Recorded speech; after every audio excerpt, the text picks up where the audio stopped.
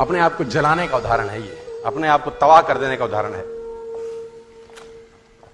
कैसे अपने आप को जला दिया? कुछ नहीं, प्रकृति सिखाती है बहुत कुछ। हमारी आंखों के सामने बहुत कुछ हो रहा है, हमारी आंखों के सामने बहुत कुछ घटित हो रहा है। हम अनभिज्ञ हैं, हमको समझ ही नहीं आ रहा कि प्रकृति रोज सिखा रही है कि जलना तो पड़ेगा। और देखो कहानी इसकी, ये बर्ड किंगडम का राजा है ईगल। प्रकृति रोज सिखाती है if you want to become eagle तो आपको जलना पड़ेगा। 70 साल औसतन उम्र होती है, 70 साल ईगल का उम्र होता है। लेकिन इसकी कहानी का ट्विस्ट क्या है? और वो ये है कि 40 साल जब ये हो जाता है तो इसकी जो चोंच है ये बेंड हो जाती है, आगे से सॉफ्ट हो जाती है, शिकार नहीं कर पाता।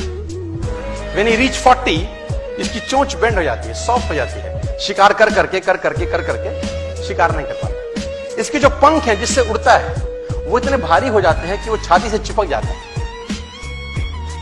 इतने भारी हो जाते हैं कि छाती से चिपक जाते हैं, इसको उड़ने में तकलीफ होती है। इसके जो पैर हैं जिससे झपटा मारता है वो नाखून टेढ़े हो जाते हैं, कर करके 40 साल।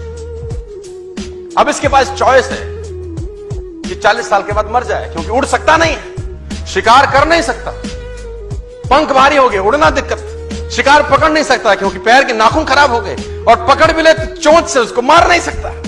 अब इसके पास चॉइस है 40 साल में क्या वो मर जाए। लेकिन मैं आपको बताना चाहूंगा, प्रकृति सिखाती है कि ईगल ऐसा नहीं करता। 40 साल की उम्र में ईगल अपने एरिया की सबसे ऊंची चोटी पर चला जाता है और जो चोंच है उसको सामने वाले पत्थर पे मारना चालू करता है। जब चोंच पत्थर पे मारी जाती है तो पीड़ा होती होगी और वो पीड़ा सहता है, मार मार के पत्थर पे मार के खून निकलता है, लहूलुहान हो जाता है, दर्द से मर रहा होता है, लेकिन मारता रहता है और चोंच को तोड़ देता है। इसलिए तोड़ता है कि प्रकृति नहीं देगी, लेकिन वो जो तोड़ने का प्रोसेस है वो पीड़ादायक है। सेम कहानी है, जो पैर के नाखून रहते हैं उसको रगड़ता है शिला के ऊपर, रगड़ के तोड़ देता है उसको।